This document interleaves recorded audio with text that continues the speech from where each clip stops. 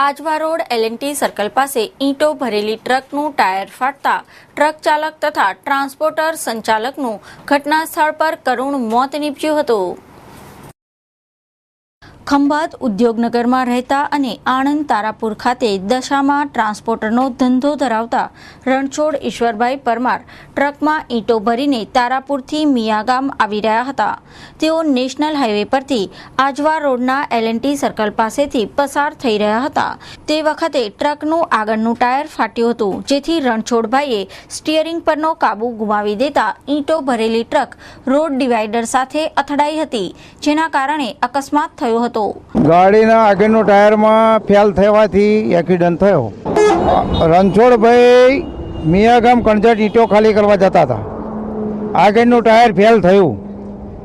એમની ખુદની જ ગાડી વેચાતી લીધી હતી બેઠી ફાઇલે વિદ્યાનગરથી, અને જાતે જ ડ્રાઈવર હતા।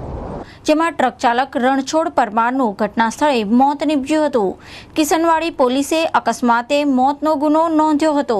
ઈંટો ભરેલી ટ્રકનું ટાયર ફાટી ગયું, એટલે ટ્રક ફાટતાની હાથે પેલું ડિવાઈડર ઉપર ગાડી ચડી ગઈ, અને ડ્રાઈવર ગભરાઈ ગયો હોવાથી એ ડિવાઈડર ઉપર ચડવા ગયો અને ભૂસકો મારી દીધો અને પાછળના વ્હીલમાં આવી ગયો।